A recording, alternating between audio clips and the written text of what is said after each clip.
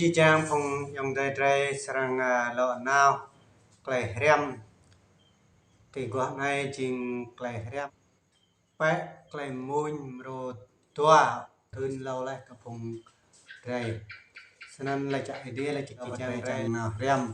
trai trai bóc làm rùm rác clay môi hôn rồi tua nên lại trai móc học can nên trai tốt học can là trai dắt điện thoại trai lăng họ nên kiểu bát kiểu môi sẽ chẳng tháo dốt lưỡi rằng mút môi hồng rễ bát này nên trai xem lăng làm video thế luôn này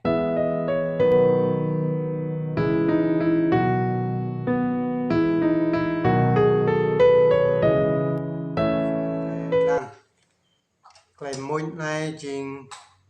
nào làm tổng hạt son mà số chi nhịp 14 họ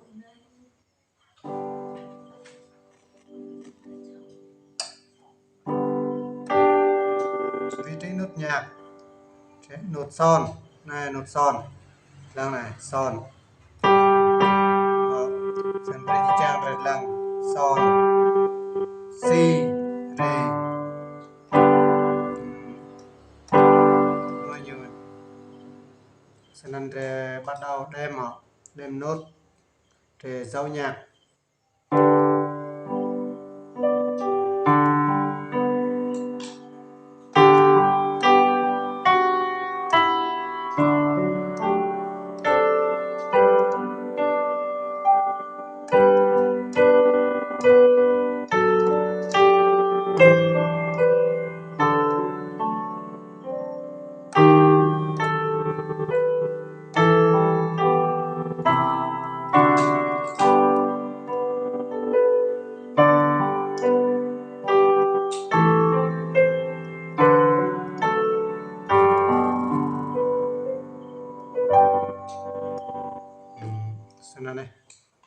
nên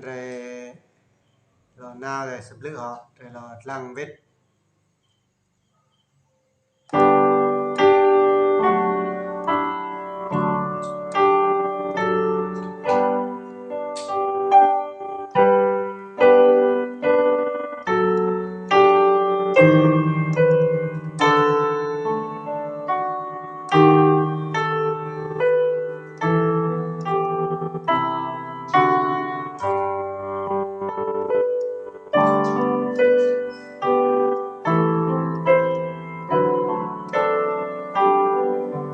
lăng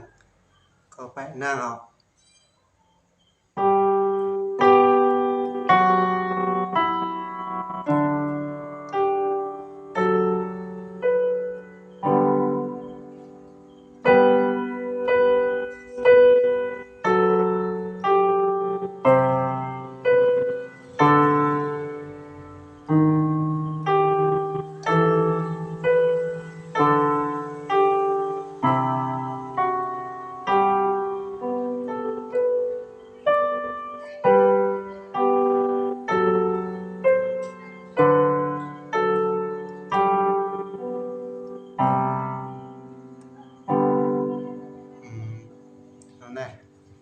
này để xin lăng nên vẽ dấu nhạc lòng nào môi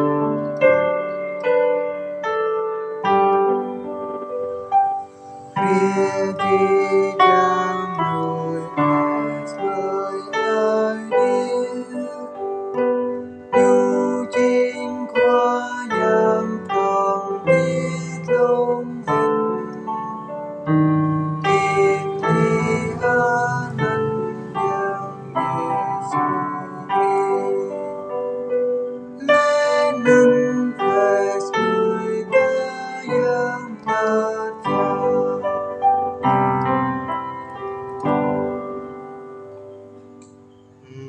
tùm nan đuôi cho nên là chắc cái chi trang ông thầy thầy rem là cái mùi thịt làm này là rem bật cái